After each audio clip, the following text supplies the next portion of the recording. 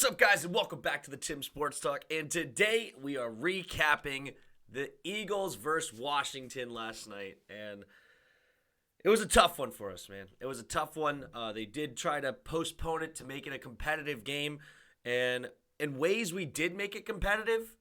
And then in other ways, it just clearly, we were too beat up, honestly, to hang out with the Eagles.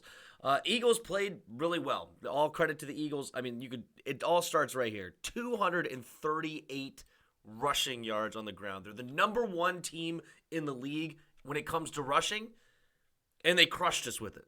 They showed up and did it big time, and that was what got them to a 27-17 victory over Washington. And Washington went up on a 10-0 lead, and it was awesome. It was fun because of two crazy turnovers. Like that, you had the one turnover that bounced off of Goddard's foot that should have been an easy completion, turn up field, gone off to the races, and instead it ends up in Landon Collins' hands.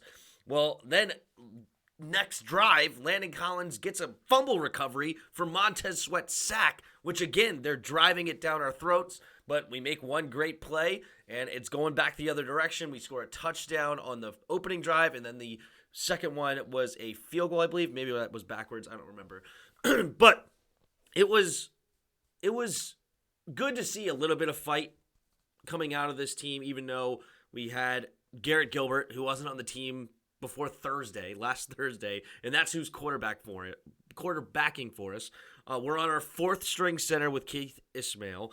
We didn't have Brandon Sheriff on our O-line, and so it was Sadiq Charles who definitely struggled. He had a big block in the back that cost us a big play on the reverse to DeAndre Carter. And it was Sam Cosmi came back. He seemed a little bit rusty. There was a couple of plays that they got him on. And all credit to also the Eagles' defensive line. They're great. Fletcher Cox, a monster. Javon, Josh Sweat. They showed up to play also. Let's see. This game. Let's go ahead and just take a look at some other stats. We did win the turnover battle, even though we did have a turnover on downs. I need a petition. We need to create a petition for ESPN to include turnovers on downs as turnovers. Because what else would you call those? It makes no difference. They're literally called turnover on downs. But anyway, Eagles won the time of possession big time. As I said, they crushed us in the run game, and it was evident. So 7 for 13 on third downs, not great, but we were also 6 for 13, so it wasn't horrible on third down for us.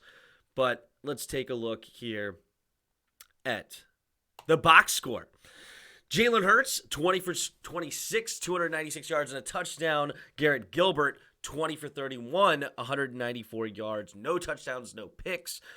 He wasn't horrible. He didn't necessarily cost us the game, right? Like, he didn't throw any interceptions, which is nice. He didn't turn the ball over at all, which is nice. So it's not as though he went out there and just completely crapped the bed, which is really all you can ask for when you just got on the team on Thursday, right? You're not going to ask this guy who just came off the streets. Well, he wasn't on the streets. I think he was on the practice squad of the Patriots, but who just came in, just had to remember a refreshing course, a crash course on this offense again. He was with Scott Turner down in Carolina, but you're not going to expect him to just step in and all of a sudden crush it and throw 3+ touchdowns, 300+ yards. Because if he could do that out of nowhere, especially with our depleted team, why wouldn't he be starting somewhere else, right? So Garrett Gilbert didn't do anything to lose the game, but he didn't win the game either. But this is probably the most disappointing thing of the entire game. Antonio Gibson, man. 15 carries, 26 yards, and a touchdown. There wasn't a lot of room for him to run, don't get me wrong, but we started this game running a lot. We ran the ball. I think we hit 12 runs, and we were only at 8 passes at one point in this game. So we were trying to run the football, but we just couldn't. We couldn't get anything going in that department because, as I said, no Brandon Sheriff and our fourth string center, Fletcher Cox had his way. Fletcher Cox did whatever the flip Fletcher Cox wanted to do. And that just hurt big time. And, I mean, there was even one play later in the game. I believe we were down 7. Or maybe it was down 10. I think we were down 10. And it was second down and 10, and we tried to do a shotgun run, and it ended up for no gain when we're down 10. It was supposed to just be a quick change of play, like change of pace play to give us some extra yards, get us like a nice 6-7 yard gain because they're expecting a pass. But we couldn't even run on that type of a play. It was that kind of a night for this run game.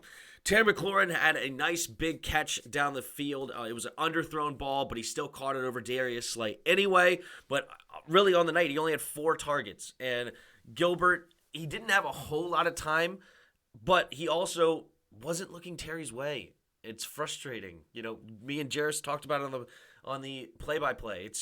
It's frustrating to watch such a great, talented player just not be used. And I don't think he went in motion one time. That's probably it is my biggest problem.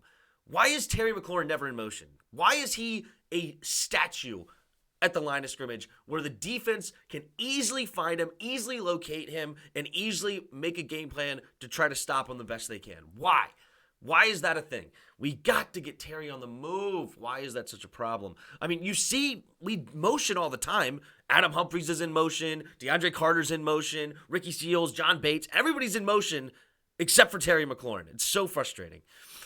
But yeah, other than that, we had no real pass game. Everything was kind of underneath. Gibson had a nice 19-yard catch. John Bates, that was a nice play by Gilbert. It was a play action on 4th and 1, I think it was, or maybe 3rd and 1. We came in the heavy formation, did a play action boot, and hit John Bates on kind of a nice sidearm running the opposite direction. It was actually a pretty nice throw from Gilbert, if I'm being honest. But yeah, that's us. But yeah, going back to the Eagles, Miles Sanders, 18 carries, 131 yards, absolute sliced and diced. Jordan Howard, he was the one that iced the game for him. I don't even know if Miles Sanders got hurt or what, but pretty much down the stretch, we saw Jordan Howard, 15, 69 yards, his darn self. Hurts also had 2 rushing touchdowns.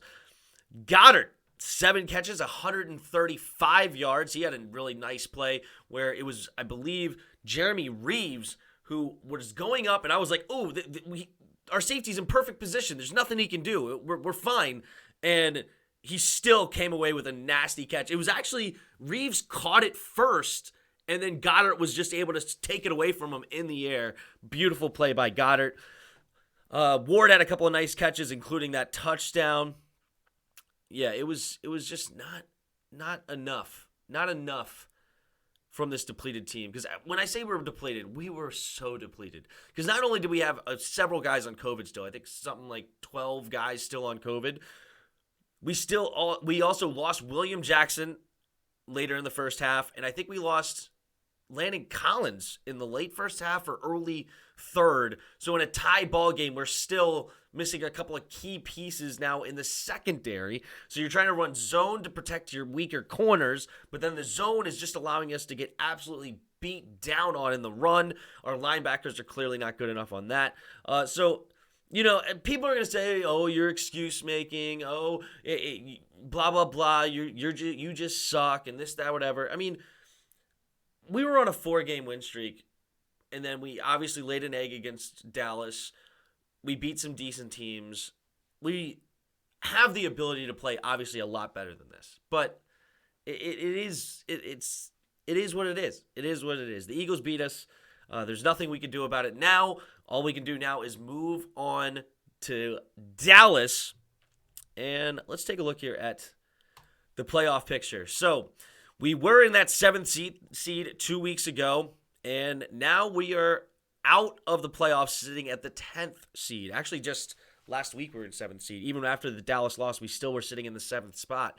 But now with the Eagles loss, that hurt big time. Now, clearly we're not out of it mathematically. We're only a game behind Minnesota, and we have the conference record. If we win the rest of our games, that means we would beat 3 other conference opponents, also 3 other division opponents. So we could get back over the Eagles just with the division record. We could get back over the Vikings and the Saints with conference record. But the one thing is if we end up in a tie now with only us and the Saints have the head-to-head, which would then put them up. So we either have to have a game up on the Saints or there has to be a three-way tie so that allows us to go to the conference record rather than the head-to-head. So it's pretty dramatically bad now, our chances to make the playoffs. It was beating the Eagles twice and beating the Giants once were dang near musts.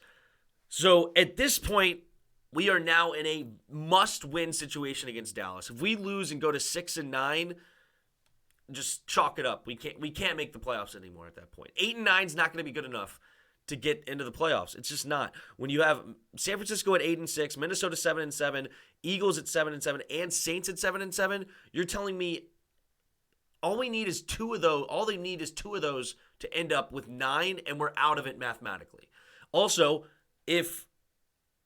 actually only one of them with 9.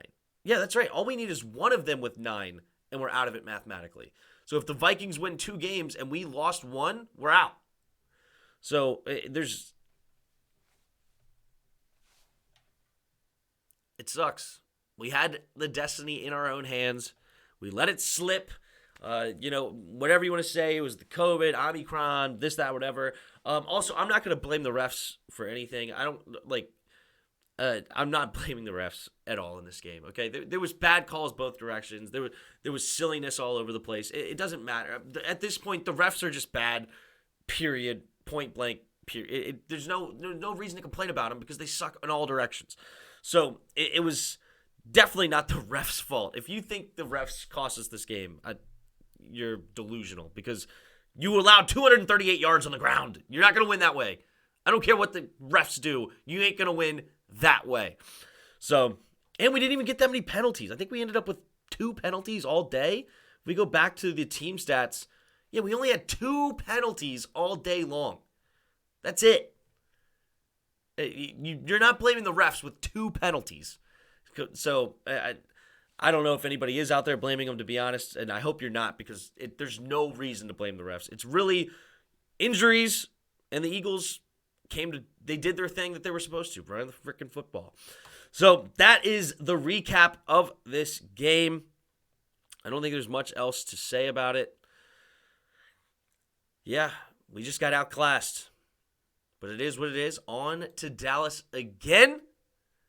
And we'll see how it pans out. We'll, of course, be here on this channel. Hit that like button. Hit that subscribe button if you're new. Also, in the description below, there's a Discord link. Hop in our Discord and come talk some football. Last but not least, there are donation links in the description below. If you feel so kind, you can donate to the channel. Thank you for everybody who donated to the stream. I mean, huge shout-outs to Abdella. Who else did this here?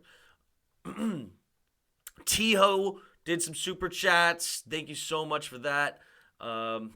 Was there somebody else? And Justin Lawrence with a big super chat. Roadhouse super chat. Thank you guys all for your super chats. They really appreciate it. It's a lot of fun. Oh, yeah, Karen Rogers did a super chat. So thank you all for that stuff. I really appreciate it. It was a lot of fun.